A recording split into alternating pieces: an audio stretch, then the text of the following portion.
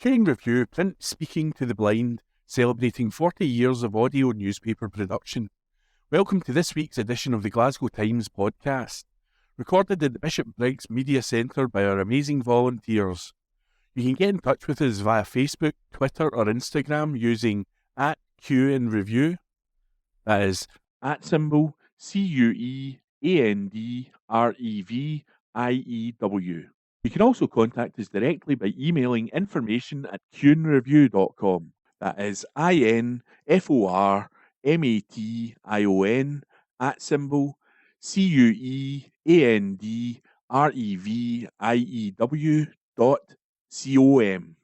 or by calling 0141 772 3976. That's 0141 772 3976. The Herald Scotland on Wednesday the 1st of May 2024. From the news section. BAE Systems in Glasgow shut down in Israel arms protest. This article was written by Gabriel McKay and read by me, Corey. Activists have once again blockaded the BAE Systems factory in Glasgow as they protest the ties between the UK and Israeli arms industries and call for an immediate ceasefire in Gaza. The plant in Govan is producing Type 26 frigate ships for the Royal Navy, which will be fitted with armour developed by Israel after construction. The company itself is the UK's leading military manufacturer and makes 15% of the components for the F-35 stealth bombers. Israel has taken delivery of 39 of the jets and ordered 75, with the aircraft deployed in the ongoing offensive on the Gaza Strip. Since the commencement of hostilities, more than 30,000 people have been killed in the occupied territory, with ceasefire talks ongoing. There have been calls for the UK government to halt the sale of arms to Israel, particularly in light of the ongoing case at the International Court of Justice, where the country has been accused by South Africa of genocide. The ICJ issued 6 provisional measures in the case, including that Israel must take all measures to prevent acts which could be considered genocidal, ensure its military does not commit genocidal acts, prevent and punish any public comments that could be considered incitement to commit genocide, take measures to ensure humanitarian access, and prevent any destruction of evidence that could be used in a genocide case. On May Day, which is traditionally a holiday for workers and trade unionists, groups across the UK are blockading arms factories, including the BAE plant in Govan. Jamie, 32, who works at a Scottish university, said, "Even though the First Minister has said he supports an arms embargo, Scotland is still part of the chain of killing. With Scottish arms companies having over 1,000 secret talks with Westminster since 2012, we need action. That's why we are doing the embargo ourselves, bringing Scottish solidarity to the people of Palestine who have suffered unaccountable horrors and humiliation in 75 years of occupation."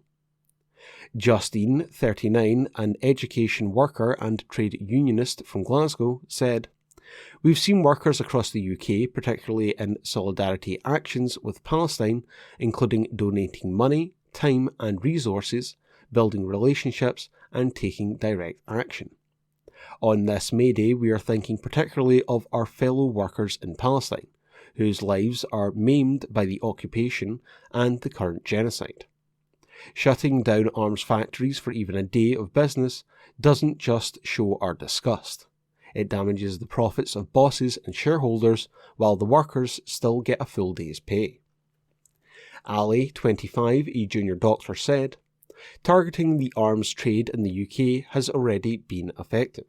Protests and direct action against Israeli weapons company Elbit Systems in England has forced it to close and sell its factory in Staffordshire.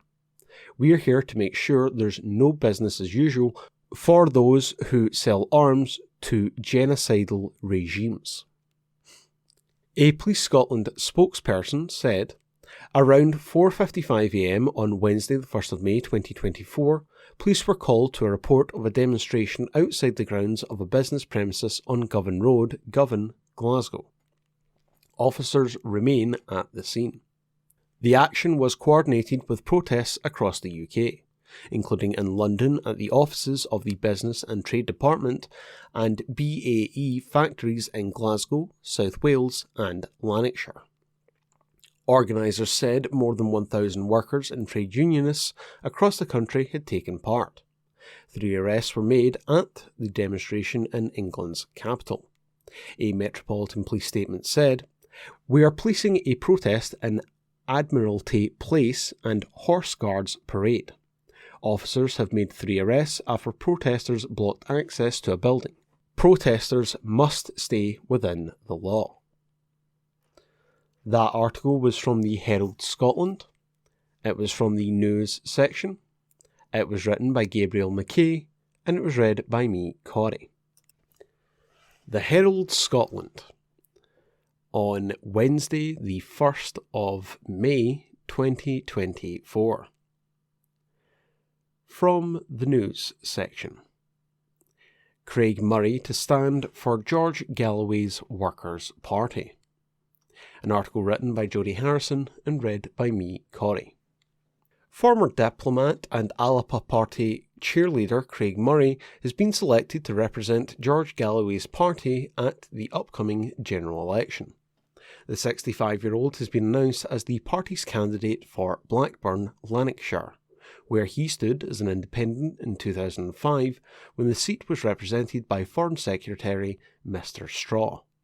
Mr. Murray, the former UK ambassador to Uzbekistan, was previously jailed for 8 months in 2021 for contempt of court over his comments on the trial of former Scottish First Minister Alex Salmond for alleged sexual offences.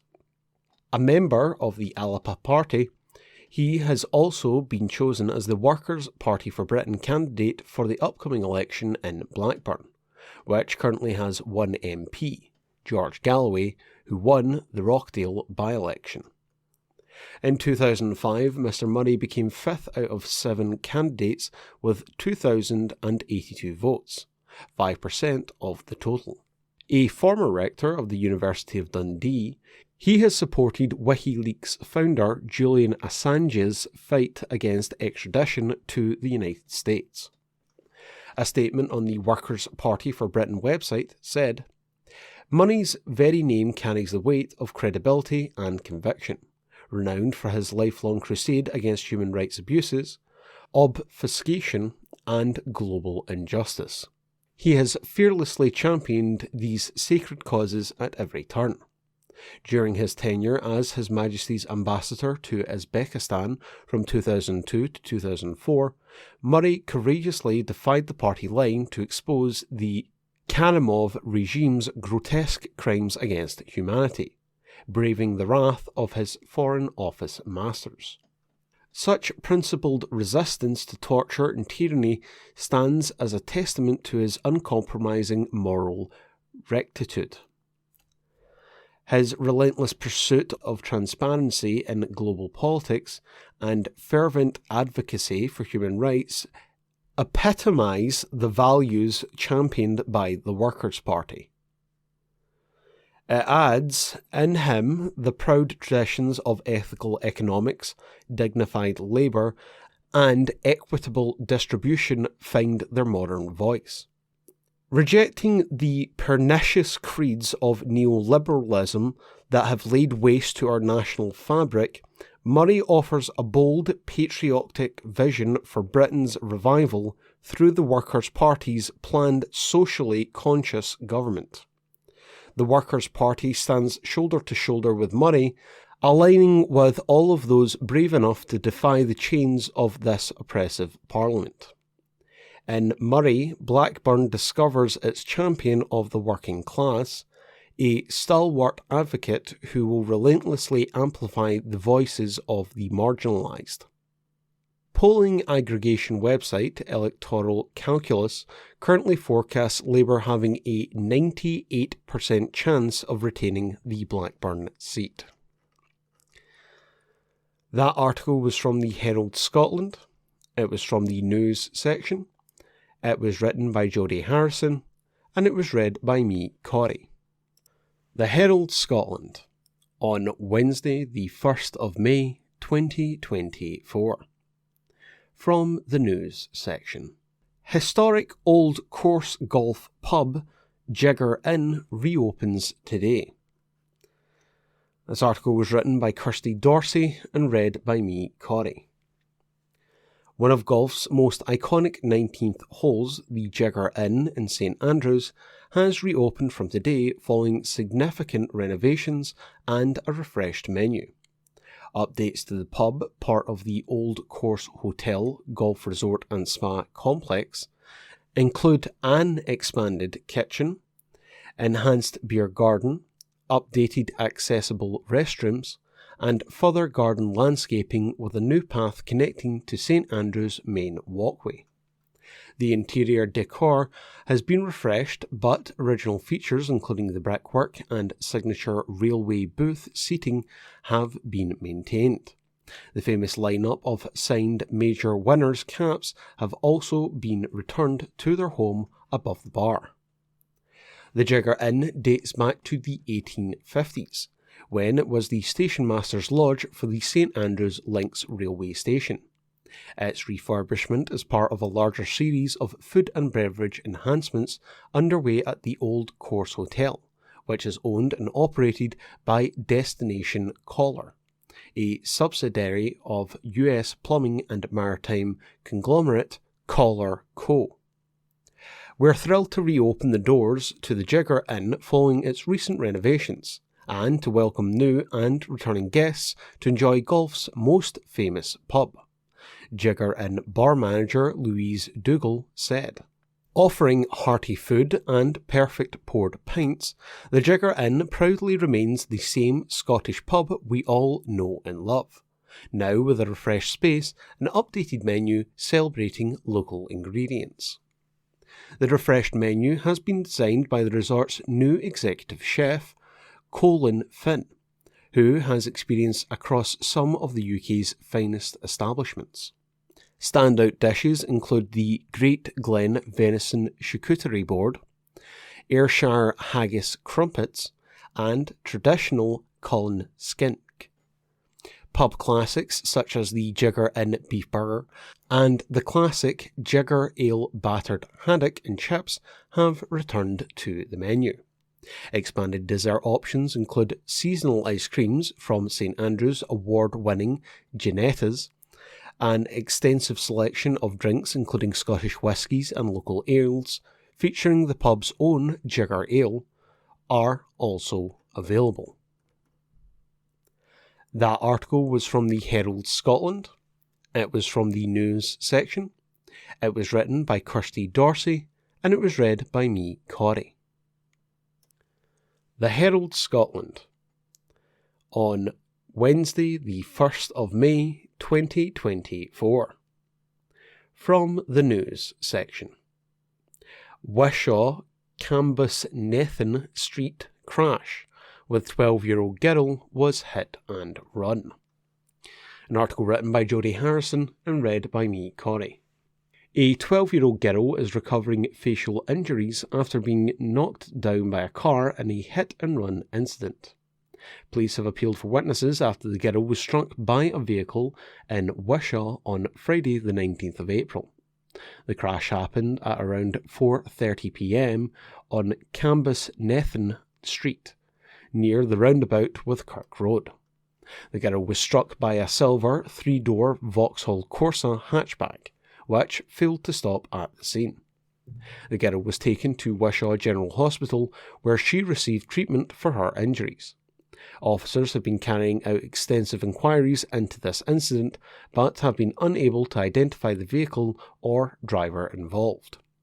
Constable Paul Taylorson said, "We are appealing for anyone who may have witnessed this collision and is yet to speak to officers to please get in touch.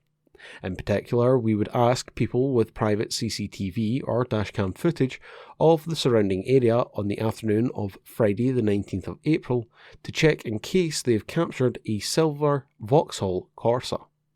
Anyone with information is asked to contact Police Scotland on 101, quoting incident number 2562 of Friday 19th of April 2024. Again, if you have any information or CCTV or dashcam footage, please contact Police Scotland on 101, quoting incident number 2562 of Friday the 19th of April 2024. That article was from the Herald Scotland. It was from the news section. It was written by Jodie Harrison, and it was read by me, Corey. Evening Times, May 2. Opinion. Paul Sweeney says, Glasgow cannot afford to wait for fresh leadership.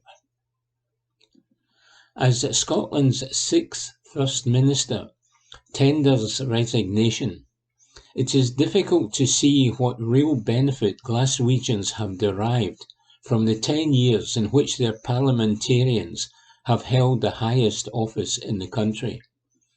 Humza Yousaf and Nicola Sturgeon represent Glasgow constituencies in the Scottish Parliament, but over almost 9 years of Nicola Sturgeon's premiership and Humza Yousaf's abruptly curtailed 1-year stint, they have both failed to champion the city's interests and inflicted devastating cuts that have decimated our public services. In the 17 years of the SNP running the Scottish Government, the duration of my entire adult life, Glasgow has had no investment in expanding its public transport system.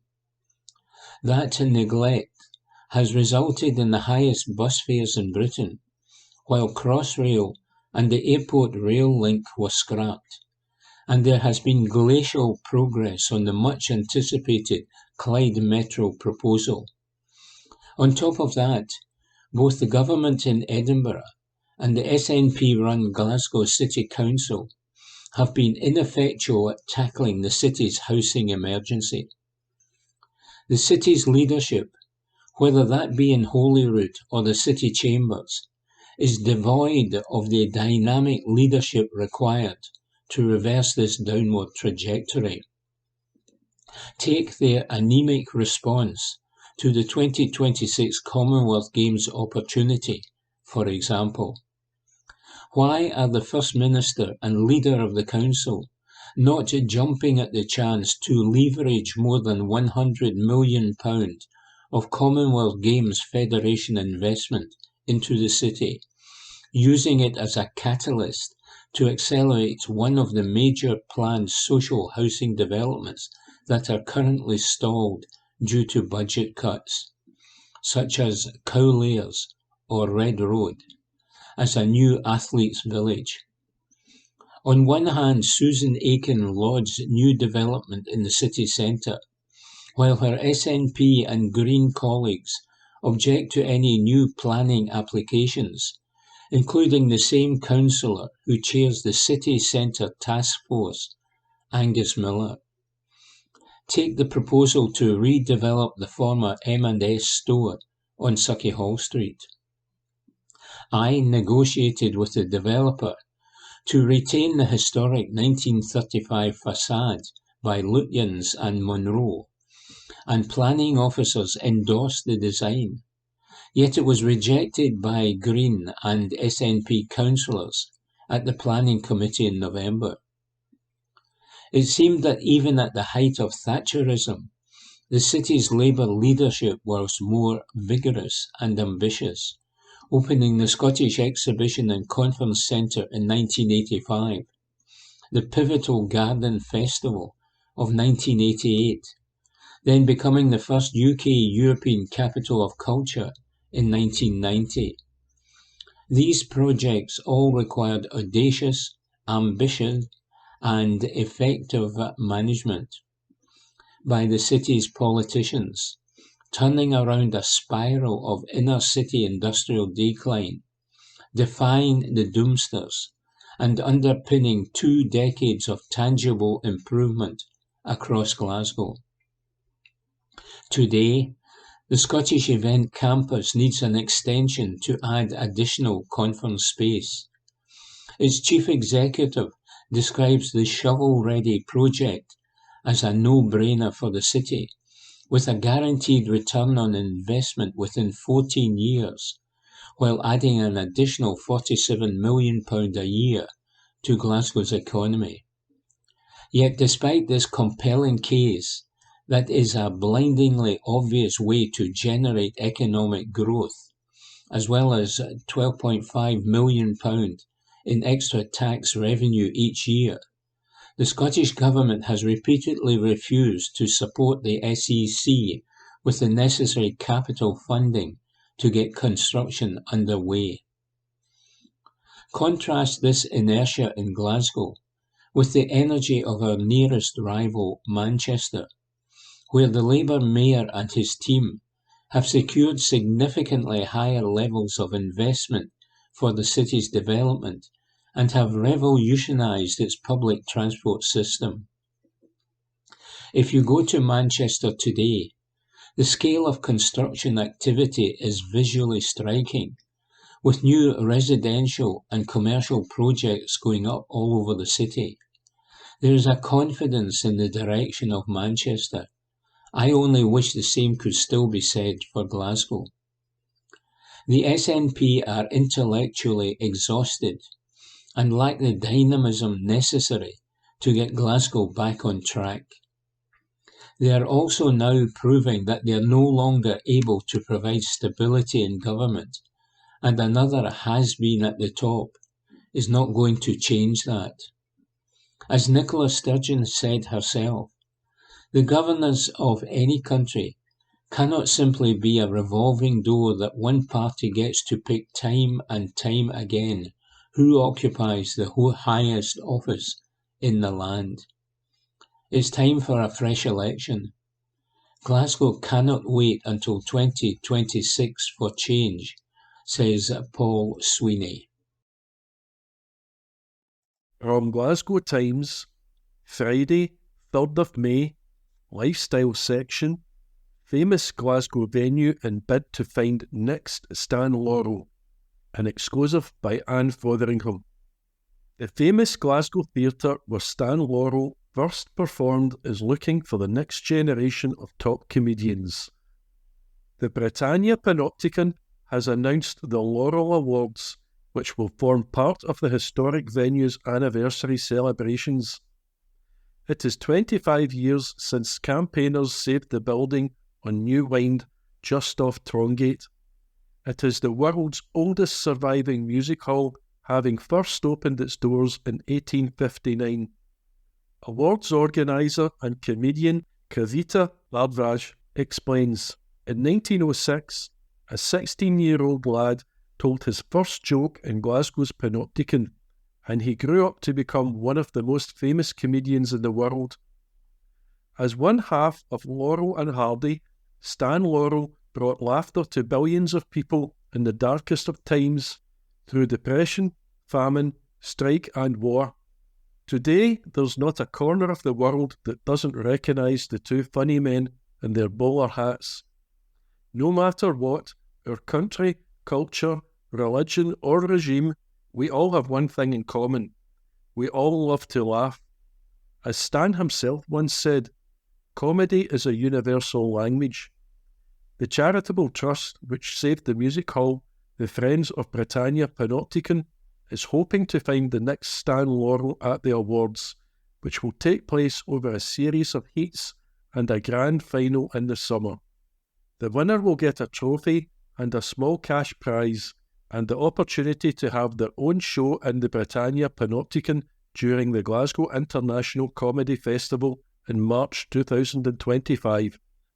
Judges include 4-time Scottish Comedian of the Year finalist Graham Mackey, Still Game star Gavin Mitchell, and actor and writer Tony Roper, famous for penning The Steamy and starring as Ramsay Nesbitt's best pal, Jamesy. Tony is a patron of the Friends of Britannia Panopticon. The venue is currently looking for sponsors for the awards. For more information, visit the Panopticon's website. That article was an exclusive by Anne Fotheringham. From Glasgow Times, Friday, 3rd of May, Lifestyle section. Glasgow Festival includes Still Game Craiglang Walk by Sandhya Suresh. Glasgow's Walking and Wheeling Festival will take place at Glasgow Green next weekend. The free event will be held on Saturday, May the 11th, and in the 2 weeks after that event, the festival will continue with theme walks across the city. Booking is required for these. There will be themes of walks around the city over the following 2 weeks with various activities on offer for all age groups, including health walks around Glasgow Green, outdoor games, music, face painting, arts and crafts, and free bike repairs and services. The festival will run from 11 a.m. until 3 p.m. on Saturday, with the Council's Avenues team also present to provide updates on the development of city centre public realm projects. Councillor Angus Miller, convener for Climate and Transport at Glasgow City Council, said, "We can all look forward to the Walking and Wheeling Festival next month, which offers so much for people and families to take part in at Glasgow Green on 11th of May and in the following fortnight. I am delighted to say that our Avenues and Countryside Ranger teams will be joining our partner organisations in delivering the fantastic series of walks all around the city during the festival. Some of the walks that will feature in the 2 weeks after the main event include Going on a Bear Hunt, Explore Hamilton Hill Clay Pits, Pollock History Walking Tour, and Still Game for a Walk Around Craiglang, among others. Artists Walker and Bromwich have been preparing a festival procession in collaboration with local schools and communities. Organised by the Glasgow Avenues programme in partnership with Glasgow Life and Sustenance, the Walking and Wheeling Festival has many organisations volunteering to ensure its successful delivery. Caroline Austin, Engagement Officer for Sustenance, said, "Getting around Glasgow is so much better when we're walking and wheeling. With activities for families of all ages on offer throughout the day, including exciting updates on ongoing projects across the city, we encourage everyone to head down to Glasgow Green on Saturday, May the 11th and join in the fun." That article was written by Sandhya Suresh. From Glasgow Times, Friday the 3rd of May, Lifestyle section. James Corden reveals return of Gavin and Stacey by Morgan Carmichael. James Corden has confirmed the return of Gavin and Stacey today. The beloved UK TV show first aired back in 2007 and ran until 2010, with 3 series and 20 episodes in total. Corden and Ruth Jones wrote a Christmas Day 2019 special for BBC One, but shut down rumours of the show returning earlier this year. However, Corden has now taken to Instagram to confirm the return.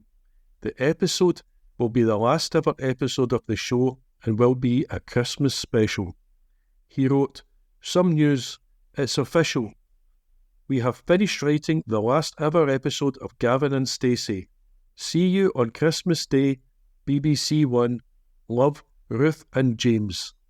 The BBC said, "We'll have a chicken booner, lamb booner, prawn booner, mushroom rice, bag of chips, keema naan, 9 pompadoms, and the last ever episode of Gavin and Stacey. Coming this Christmas Day on BBC One and iPlayer." That article was written by Morgan Carmichael. From Glasgow Times, Friday, 3rd of May, Lifestyle section.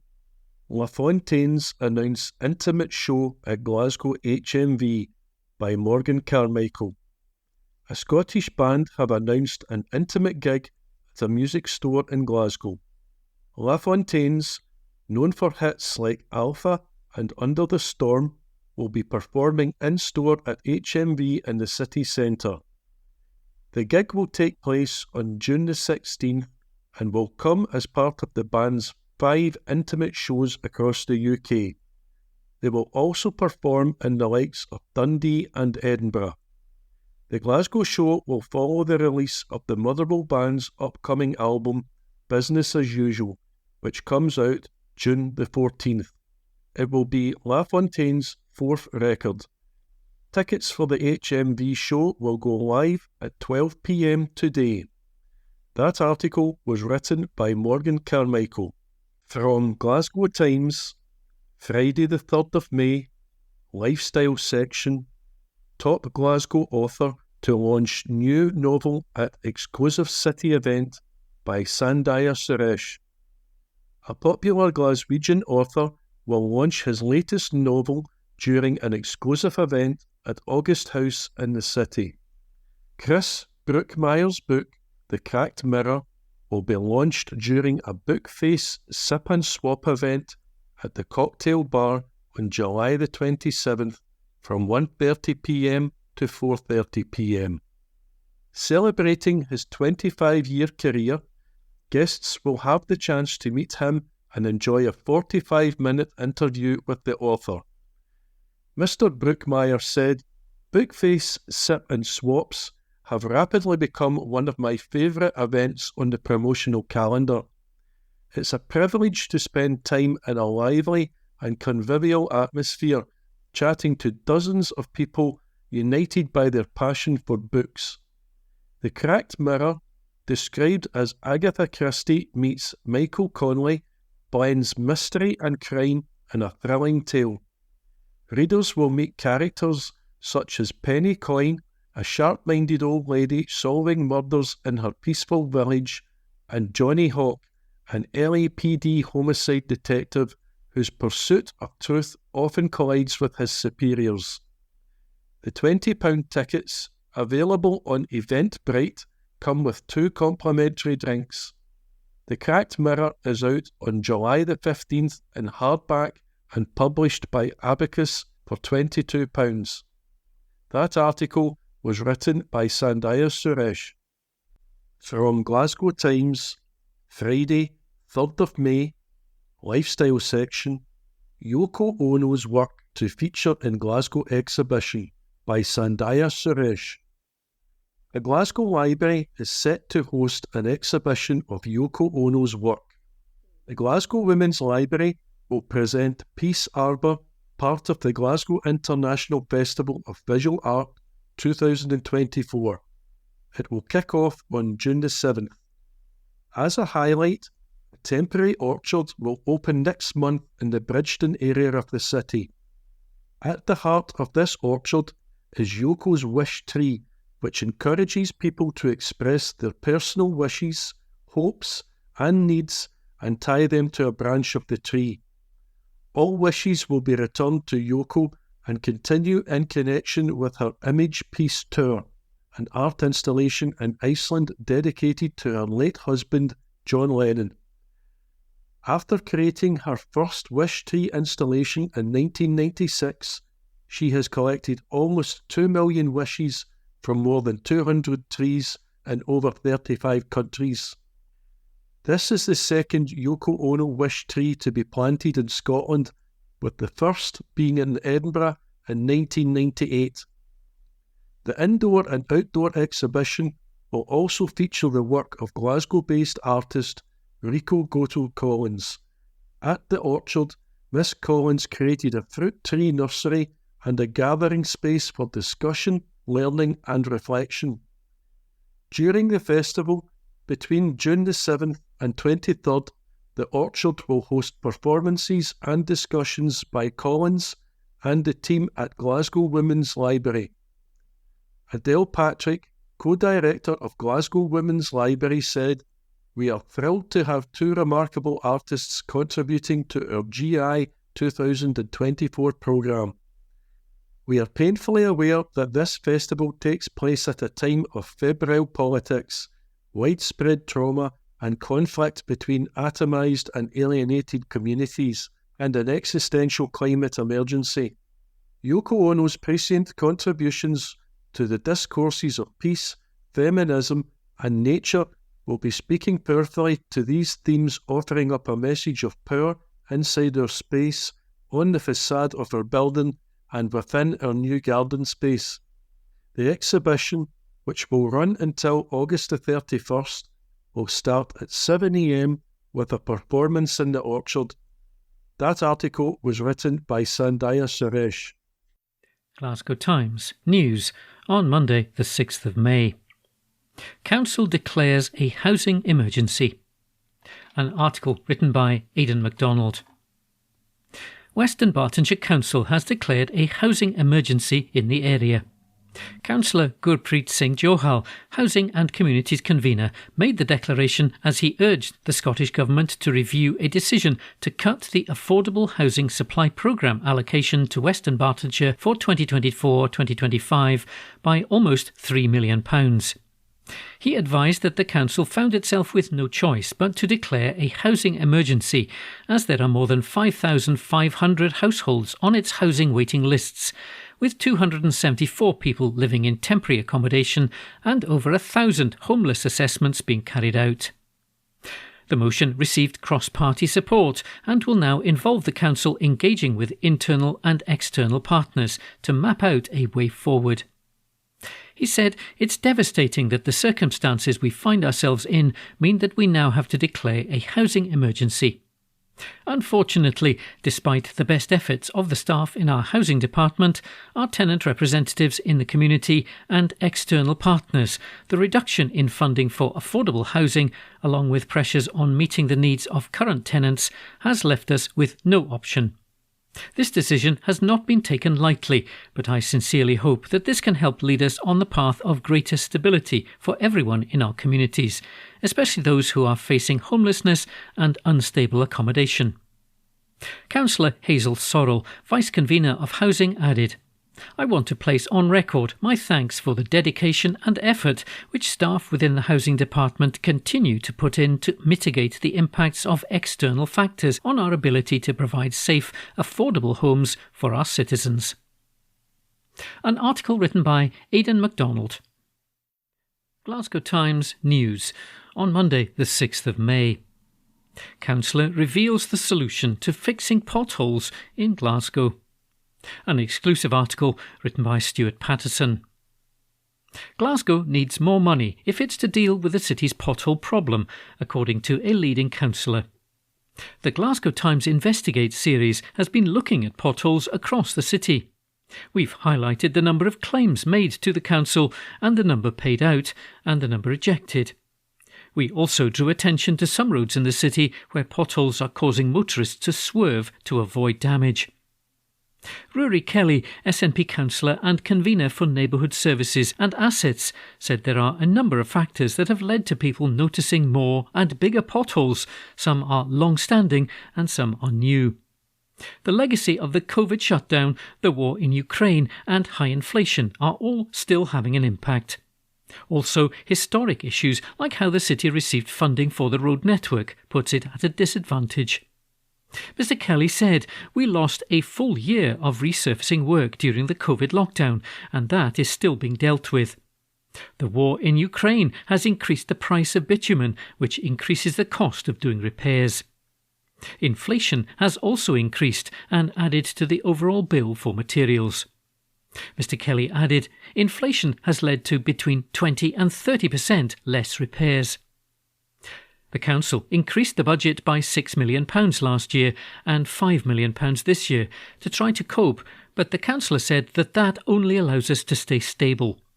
Education and social work have been protected in recent budgets, so roads, bins and parks have taken the majority of cuts in recent years. Homelessness costs are rising too. Few people would say that we should reduce something like food assistance in order to fill in some more potholes. As well as the level of funding, how it's allocated puts the city at a disadvantage, Mr Kelly said. The Clyde Tunnel is entirely maintained by the City Council and costs £820,000 more than the Scottish Government gives us for it. That is £820,000 not being spent on other roads. It's approximately 10% of the total revenue budget for carriageways. It's a lot of money going on a small stretch of road. The issue is that the tunnel is a vital road artery for the rest of the west of Scotland. Most journeys through the tunnel either start or end outside Glasgow, and those using it don't pay council tax in the city. For example, thousands of people a year could drive from Bearsden in East Dunbartonshire to Braehead in Renfrewshire through the tunnel, but they're not contributing to its upkeep. Mr Kelly added the road was not taken on by Transport Scotland, despite it being a West of Scotland road. The funding of road maintenance also sees Glasgow lose out, he said. We have a higher volume of usage because people from other areas come into the city. The budget is based on the length of road and not the volume of traffic. Hope Street could have the same level of traffic in a week that a road in Dumfries has in a year. I'd like to see a funding mechanism that accounts for volume as well as length. He accepted that not enough is being done to solve the problem, but as much work as possible was being carried out within strict financial constraints. Mr Kelly said, "We have increased investment in city infrastructure and we're trying to do the best we can, but we're not doing the level of resurfacing we want to be able to. Patching doesn't solve the underlying issue. It's a juggling act, and we have to squeeze every penny out." He explained why drivers may see multiple repairs on a single pothole. If a pothole is an immediate danger, it has to be filled within 24 hours. But a full closure for resurfacing requires 3 months' notice to the Roads Commissioner. In that time, it could be patched 3 times because of the volume of traffic. Ultimately, he said, it comes down to cash. £10 million this year doesn't get you what £10 million got you last year. There's not the possibility of increasing the roads budget because of the huge need in other areas of the council. What we need is more money. We're doing everything we can with the funding available to us. An exclusive article written by Stuart Patterson. Glasgow Times News on Monday the 6th of May. Drivers hit with notices over illegal parking. An article written by Catherine Hunter. More than 750 warning notices have been issued to drivers parking dangerously ahead of the introduction of illegal pavement parking fines later this year. The introduction of these fines could be enforced in Glasgow as early as September, according to a report presented to members of the Environment and Sustainability Committee. During the meeting, councillors were informed that while no set date for the new rules to be implemented in the city has yet been confirmed, a total of 751 warning notices had already been issued about the legislation to try and encourage people to change how they park. A council officer said, "We are going to be commencing enforcement as soon as possible. We're going to be giving people some warning that that's about to happen, as people may have been doing it for some time, so we think it's only fair that we give them a warning of at least a week to allow people to adjust and adapt to the new legislation. We're currently issuing warning notices. We're issuing them on streets primarily where we see complaints about pavement parking, where it causes a nuisance or a danger to other users. To date, we've issued 751 warning notices to try and raise awareness of that legislation, about the impact of those behaviours, and to try and give people that knowledge and awareness and to change how they park." The national ban came into force in December last year, following the implementation of the Transport Scotland Act 2019, which introduced the statutory framework for a ban on pavement parking, double parking and parking at dropped curbs. The council must complete the following 3 stages before the ban can be enforced. Stage 1 is an audit of streets, which is currently underway to identify streets where exemptions, which are assessed by the local authority and applied to an individual street, are not required. Stage 2 is an assessment of streets and looks at the criteria for permitting any exemptions which are set out in the Act. And Stage 3 is the implementation and enforcement, which shows the latest estimate for pavement parking fines to be imposed by September. Enforcement will begin by issuing penalty charge notices for double parking, parking at dropped curbs and pavement parking on streets. Councillor Alan Gow said, "I have a couple of streets in my ward where pavement parking has been going on for a long time. One of the things I would have a slight concern about is I think we are likely to find ourselves moving towards the need for formal traffic orders, whether they be single yellow lines or double yellow lines. Do we have any sense of the extent we may find ourselves wandering off the pavement parking issue and regulation and find ourselves with a backlog of traffic regulation orders?" A council officer replied, "The guidelines for pavement parking are actually very similar to traffic regulation orders. In order to grant an exemption, you have to sign the area where pavement parking is permitted, and it requires an order to do that." An article written by Catherine Hunter. Glasgow Times News on Monday the 6th of May. Glasgow is facing the UK's biggest student flat shortage. An article written by Scott Wright. Glasgow has the largest shortage of purpose-built student accommodation in the UK, it's been declared. A new report has found that both Glasgow and Edinburgh are facing a considerable lack of supply of student accommodation that could ultimately undermine the prospects of their academic institutions. Despite a number of student accommodation blocks springing up over recent years and more being planned and under development, Scotland's two biggest cities are understood to be thousands of beds short of what their student populations require. Analysis of the accommodation market by property firm Savills found that Glasgow needs an additional 22,000 beds to meet requirements for student accommodation in the city. Alex France, Associate Director in the development team at Savills Scotland, said, "Glasgow's strength as an academic centre of excellence is not to be underestimated, and its continued success is critical to the city's economic prosperity. Providing sufficient high-quality accommodation to meet demand from students is imperative to maintain Glasgow's national and global appeal, as well as helping alleviate pressure in the region's private rented sector, which is suffering from severe supply shortages."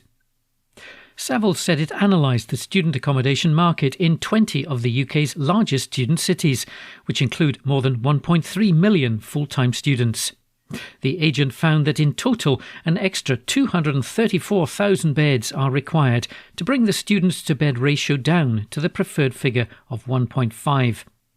At present, 5 cities have a ratio of more than 3.0, with Glasgow top of the list at 3.8.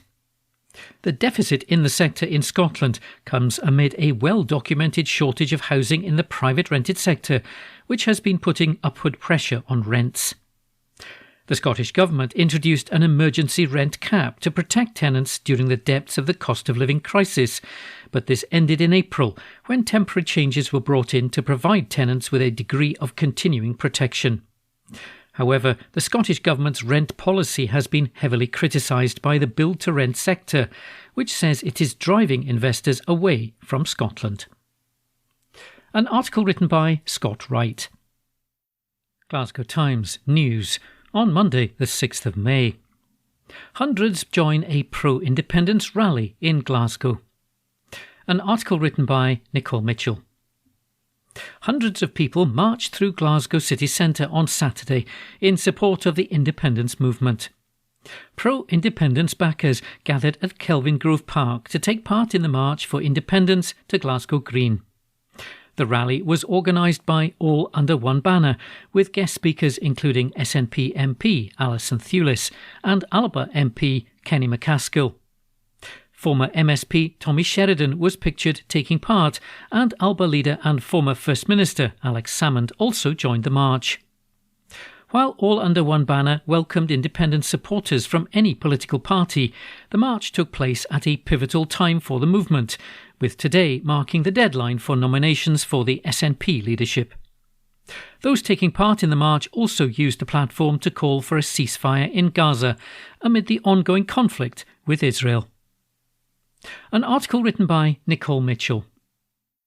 Glasgow Times News on Monday the 6th of May. Lifeline Children's Care Service saved from the axe. An exclusive article written by Amanda Keenan. A Lifeline NHS care service for disabled children that was due to be axed has been saved after the Glasgow Times stepped in. 6 families across the city with children suffering from complex medical conditions were told that the eye care provision was to be halted at the end of June as a result of budget cuts. After we took parents' concerns to Health Board bosses, they've now decided on a U-turn and say they're committed to keeping the service going until May next year. It means that the families whose children are all under the age of 16 will continue to have access to a specialist nurse and weekly home visits to provide care and much-needed respite. One mother, whose 15-year-old son suffers from cerebral palsy, told how threats to end the service left her unable to sleep with worry.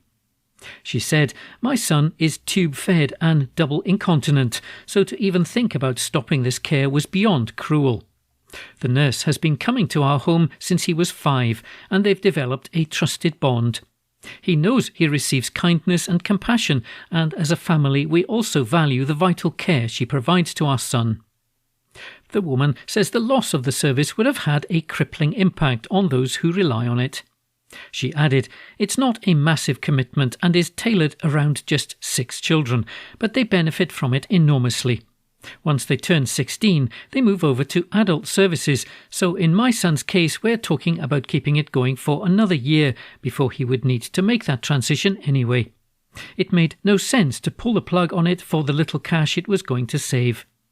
It's also my understanding that the nurse plans to retire then anyway, so the original decision was ludicrous. The savings to the NHS would have been minimal, but the effect on us would have been life-changing." She added, "It's brought so much worry and stress because we were faced with having to get carers from Cordia, who we don't know, or do it all ourselves.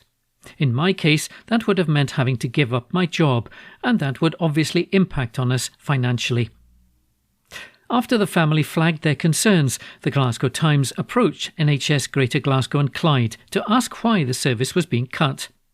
"We were told the decision to transition the eye care provision to streamline all support services via social care was made following a review in 2020, with families informed of this change before the axe fell this summer.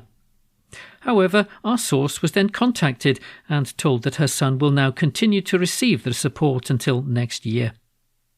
She added, "I just can't thank the Glasgow Times enough for taking this on and fighting our corner. I couldn't believe it when I was told there had been a rethink, but it's absolutely the right and proper thing to do. My son is over the moon because he was so worried about losing the nurse he's grown up with. He's so happy that his normal routine can continue for another year without any changes. It's also a massive relief to us and all the other families who rely on the help. We have peace of mind and a bit of time to get adjusted for transferring over to adult services. I'm just so very grateful that the right decision was made in the end. I can finally sleep at night knowing everything is going to be all right." A spokesperson for NHS Greater Glasgow and Clyde said the Health Board was aware of the importance of the specialist care and had decided on a rethink. They added, "We have considered the individual issues of a small number of families still being supported by the eye care service and recognise the importance of relationships that have been built with staff in the service. As such, a number of families have been contacted to offer a longer period of transition to ensure all have alternative support in place prior to the service withdrawing." An exclusive article written by Amanda Keenan. Glasgow Times on Monday the 6th of May. Lifestyle.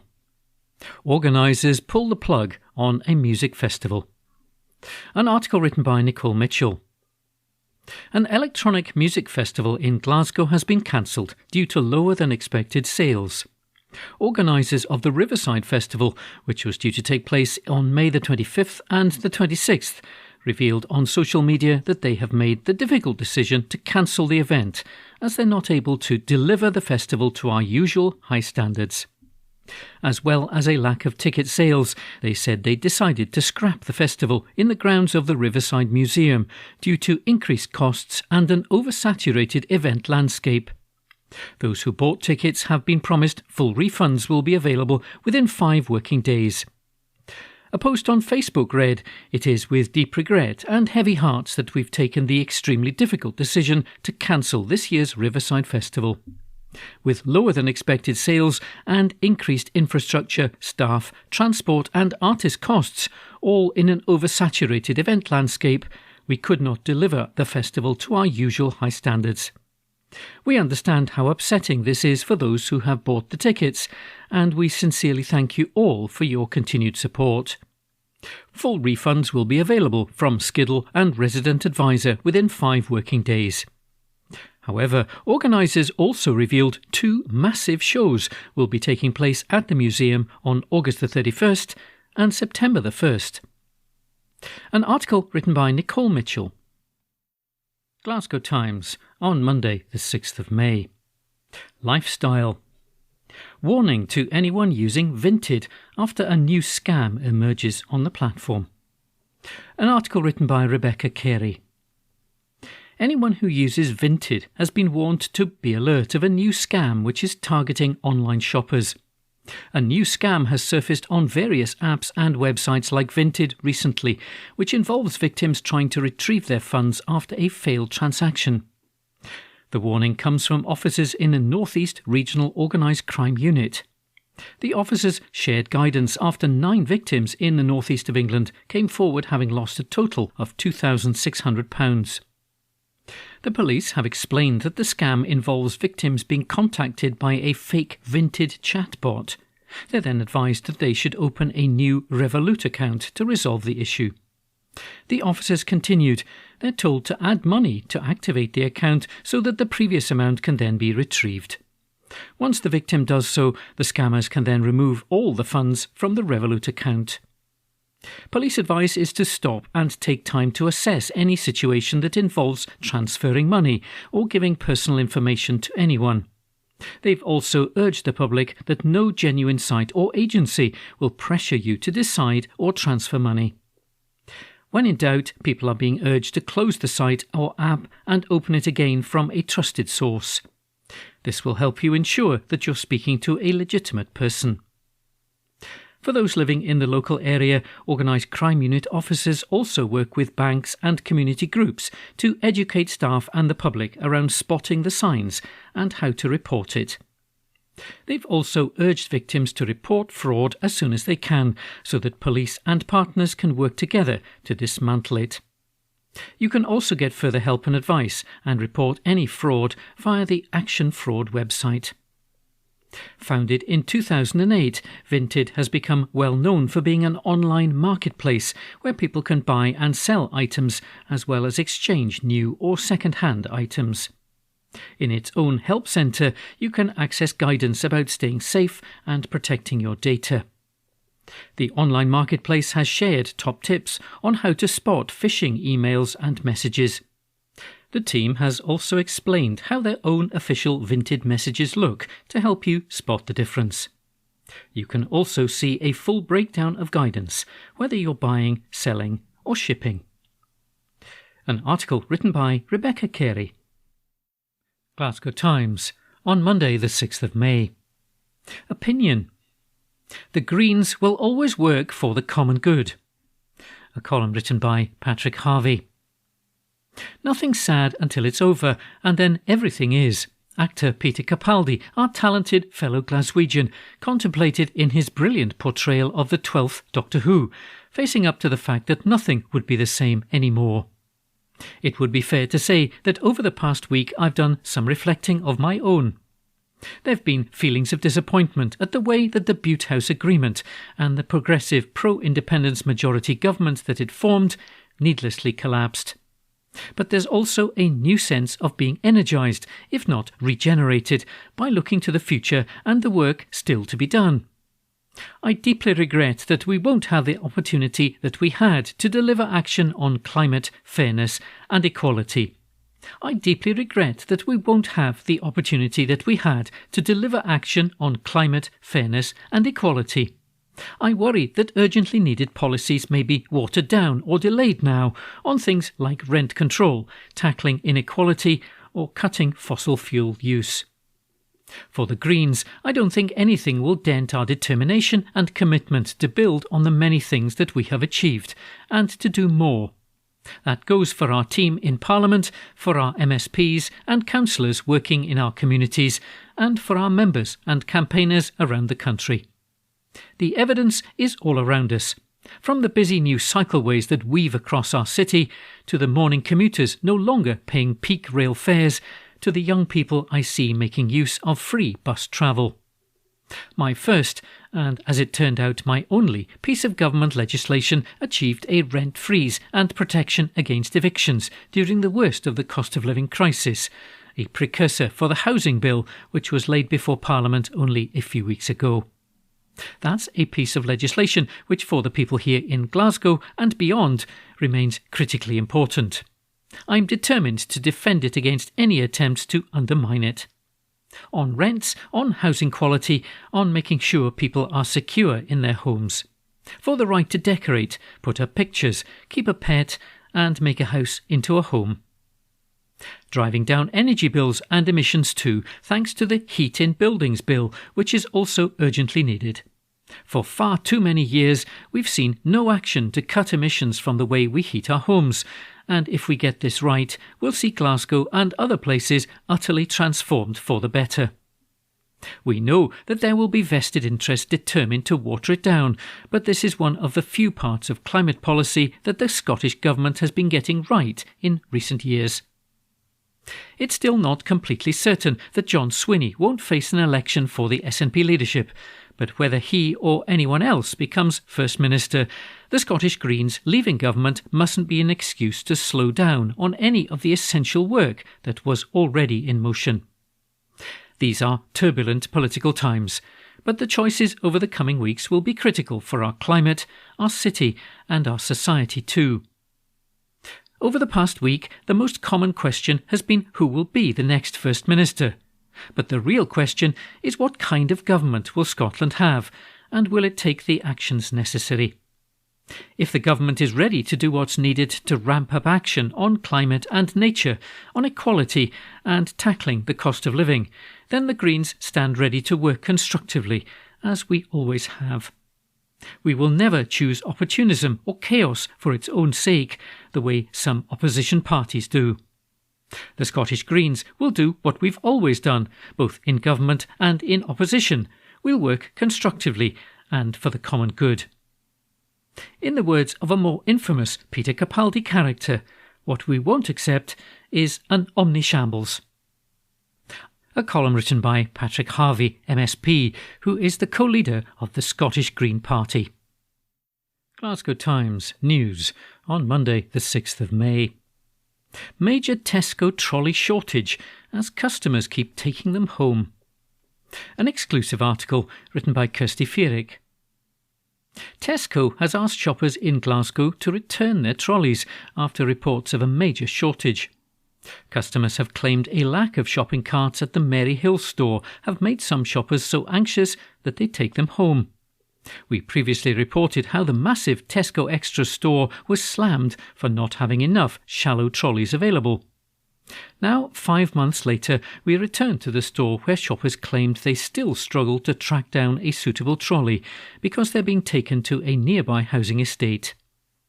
Our reporter visited the Winford estate, where they discovered 28 trolleys within just 10 minutes.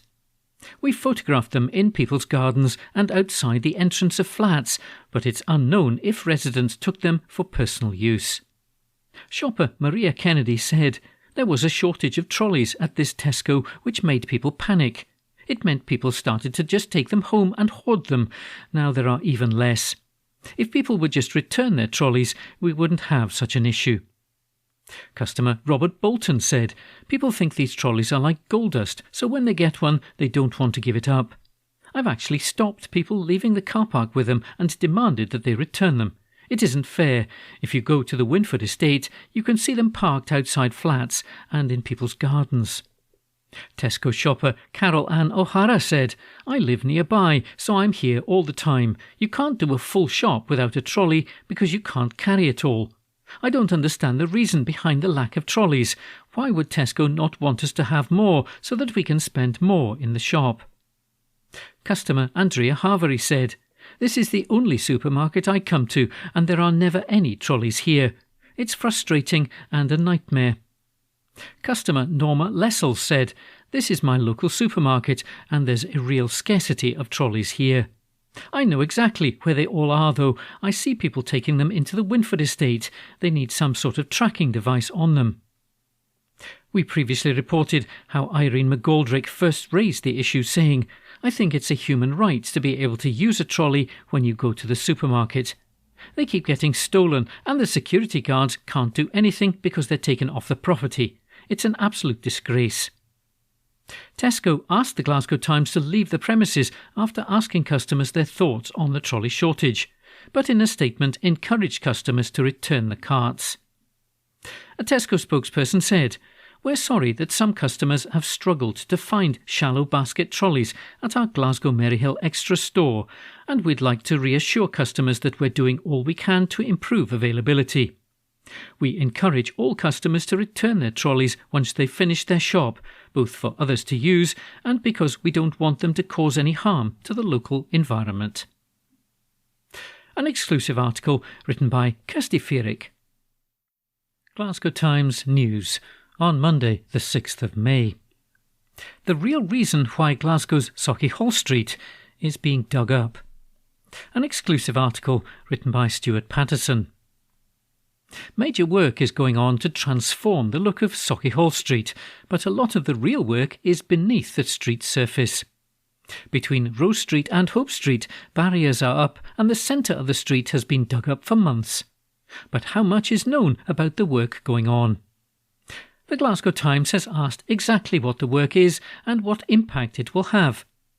The aim is to improve the appearance of the street, which has suffered from a series of major fires and empty shops as big names vacated large retail units. BHS, Watt Brothers, Marks & Spencer, HMV and Sports Direct are among some of the recognisable brands to have deserted, leaving behind a problem.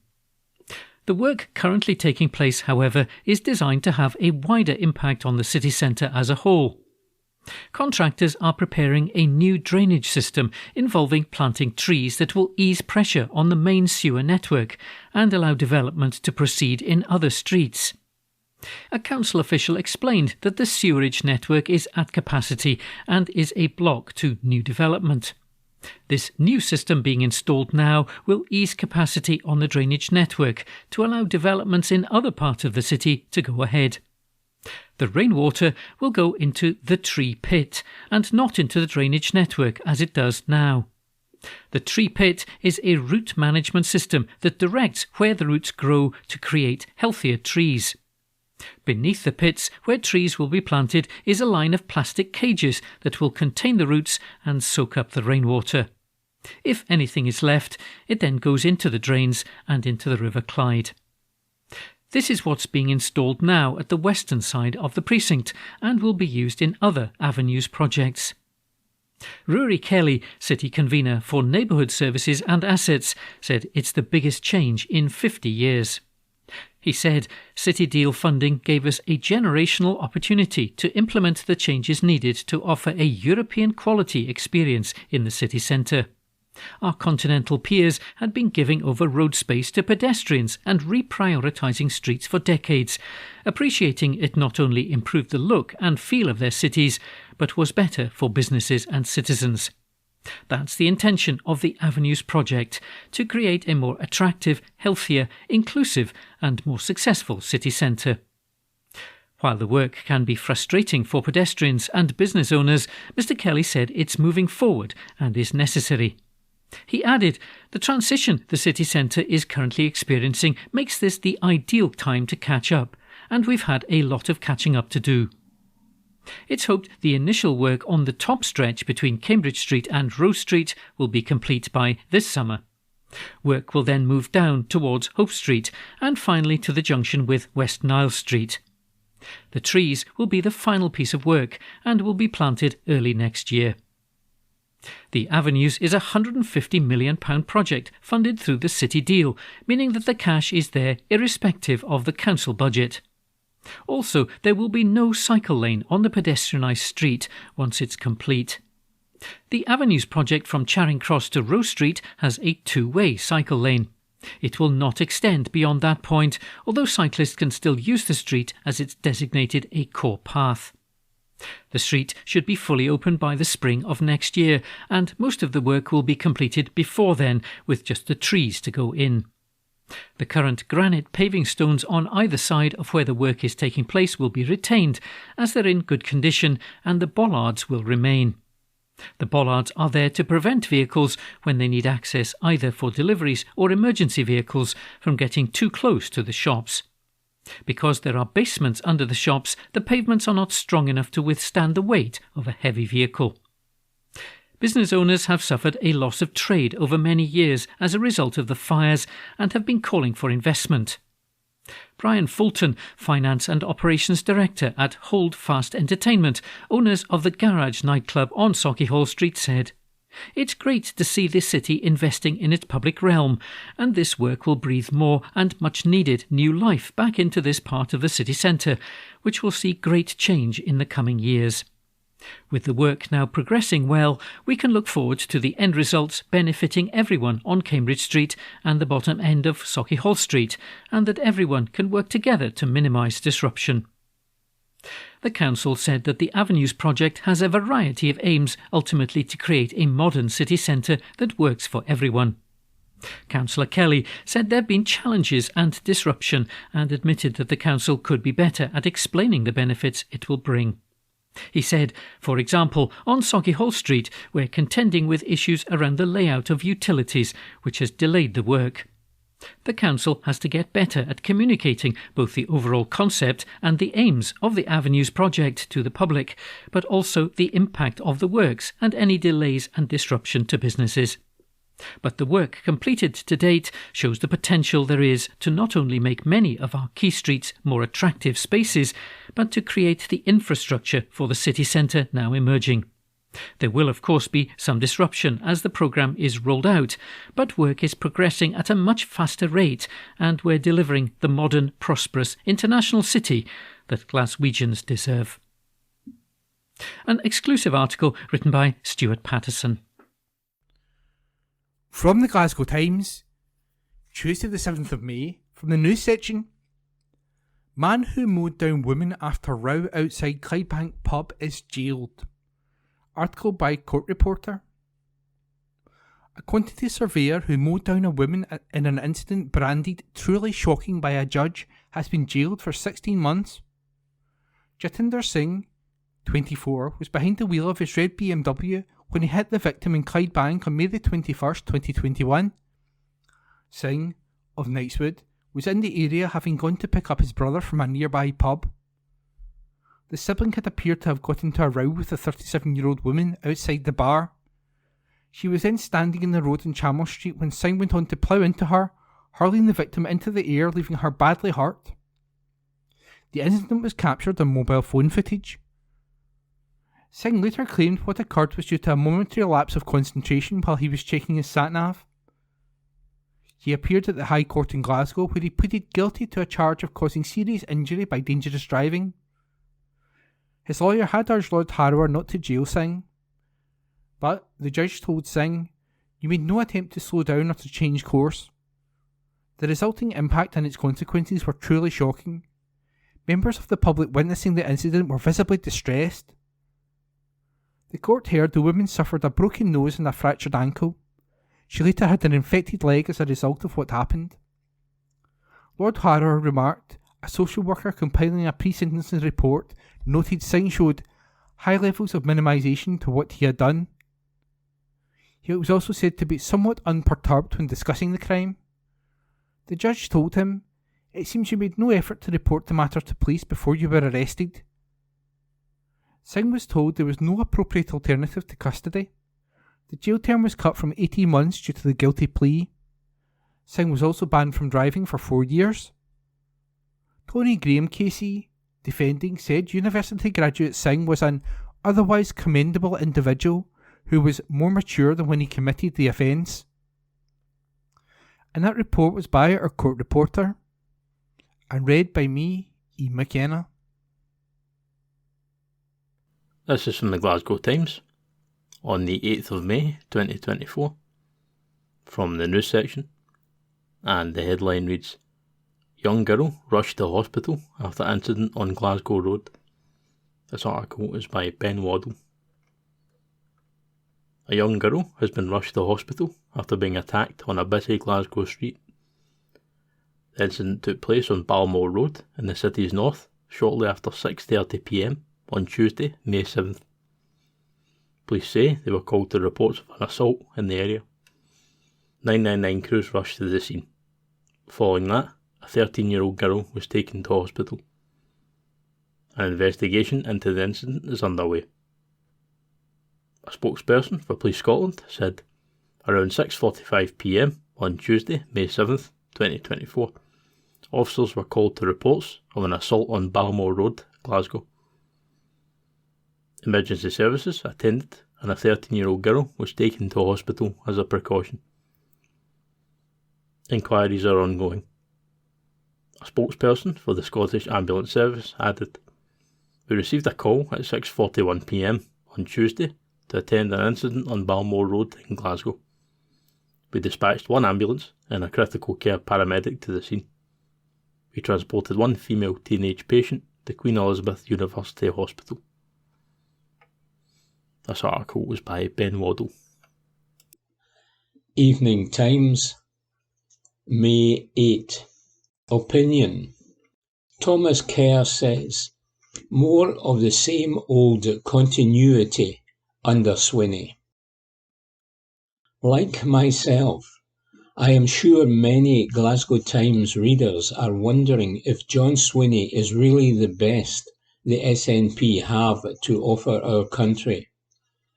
After shady backroom stitch-ups, firstly to do a deal with Kate Forbes, and then to even stop long-term activist Graham McCormick delay his entry into Bute House, the man who stepped down as SNP leader 20 years ago is back in the hot seat.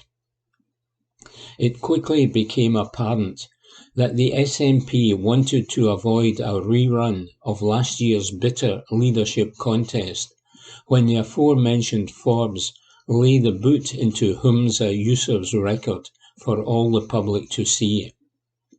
However, is the man who failed 20 years ago at leading them, and the man who has his fingerprints all over the SNP's record of failure, really what the SNP believe Glaswegians and the rest of the country are asking for right now? The SNP have gone back to the future in a desperate bid to shore up the civil war among their party by appointing the man who was by the side of Nicola Sturgeon every step of the way. So-called Honest John has been at the heart of this government's biggest failures and has been an architect of its culture of cover-up. Despite insisting it was their number one priority, under Swinney's stewardship of Scottish education, it saw us plummeting down international league tables. Well, the ones he allowed us to be a part of anyway. He also presided over the exams scandal at the height of the pandemic, in which pupils from our most deprived areas, like the ones I represent, were staring down the barrel of poorer results through no fault of their own. The latest SNP leader only clung to his job due to support from his friends in the Greens. Or what about the COVID recovery version of Swinney, who deleted WhatsApp messages on an industrial scale, despite knowing this might mean grieving families never get the answers they deserve? Or the Swinney who backed Sturgeon every step of the way and had to be dragged kicking and screaming by the threat of another vote of no confidence in him, to hand over relevant legal advice in relation to the Alex Salmond inquiry, or the Finance Secretary that decided to hike up taxes on hard-working Scots. The incumbent of Bute House might have changed, but you're only going to get more of the same old continuity under Swinney. The real priorities of Glasgow, such as our schools, roads, public transport services, housing, and the numbers losing their lives to drugs, will all be cast aside as Swinney pushes his independence obsession at every turn.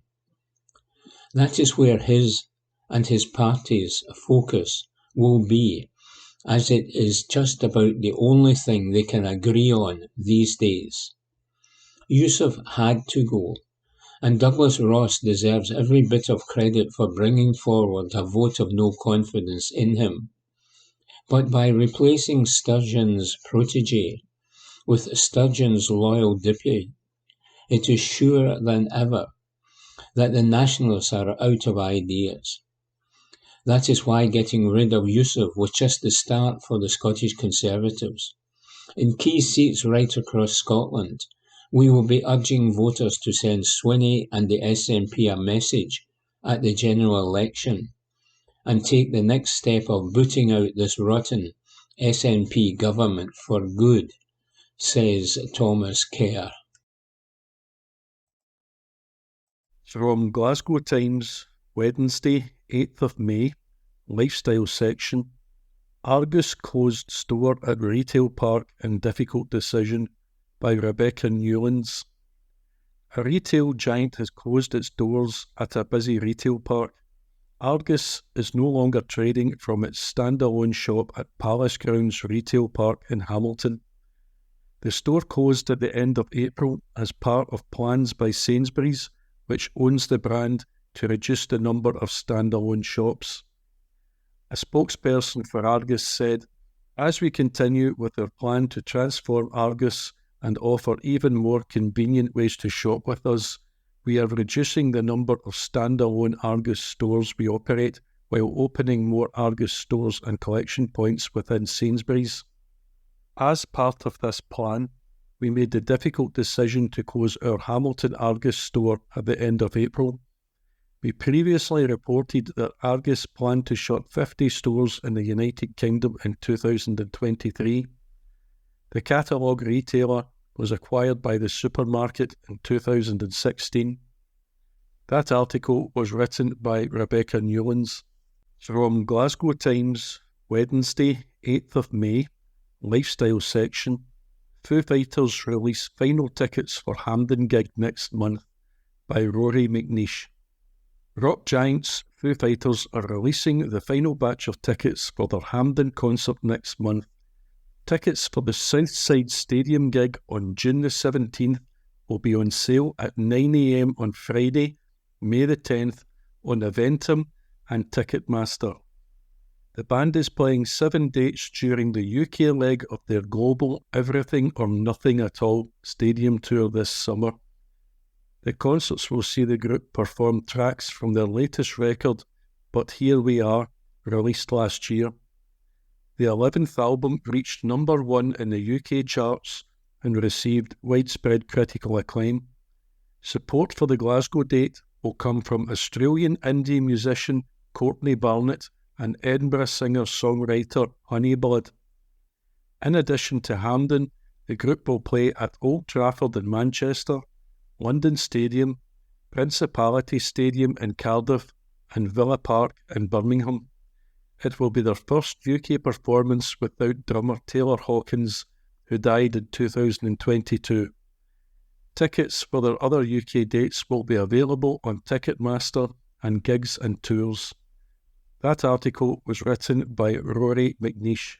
From Glasgow Times, Wednesday, 8th of May, Lifestyle section. Grease star Susan Buckner, who played Patty Simmox, has died, by Rosie Lewis. Susan Buckner, best known for playing cheerleader Patty Simcox in the 1978 musical Grease, has died at the age of 72. The US actress died peacefully on May the 2nd, surrounded by loved ones. Statement given to the PA news agency from publicist Melissa Berthier said, her daughter Samantha Mansfield said, "She was magic, she was my best friend, and I will miss her every day. I was lucky I had such a lightning rod of a mother, and now I have her as an angel." Born in Seattle, Buckner made her name on the pageant circuit, being crowned Miss Washington in 1971 before representing the state at the Miss America competition the following year. She channeled her experience into the entertainment industry, becoming a member of the singing and dancing group The Gold Diggers, which featured on The Dean Martin Show. She also made appearances on The Mac Davis Show, Sonny and Cher, and The Brady Bunch Variety Hour. Buckner was best known for landing the role of effervescent cheerleader Sammy Simcox opposite the late Olivia Newton-John and John Travolta in the hit 1978 musical. A memorable scene came during a rallying cry for fictional Rydell High School, which embodied the pep and school spirit of her character. Do the splits, give a yell, show a little spirit for old Rydell. Way to go, red and white, go Rydell, fight, fight, fight, Buckner said on screen. After her performance, Buckner starred in TV shows including The Love Boat, BJ and the Bear, The Hardy Boys, Nancy Drew Mysteries, and When the Whistle Blows. She also starred in the 1981 Wes Craven horror film Deadly Blessing alongside Sharon Stone, as well as in Police Academy 6, City Under Siege in 1989. Buckner later took a step back from Hollywood to become a mother to her two children, Adam Josephs and Samantha Mansfield. She is also survived by her grandchildren, Oliver, Riley, Abigail and Ruby, as well as her sister Linda, daughter-in-law Noel Josephs, son-in-law Adam Mansfield, and longtime partner Al. That article was written by Rosie Lewis. That concludes this week's edition of the Glasgow Times Podcast. Please remember to subscribe to our channels at View and Review and to tell your friends about our service.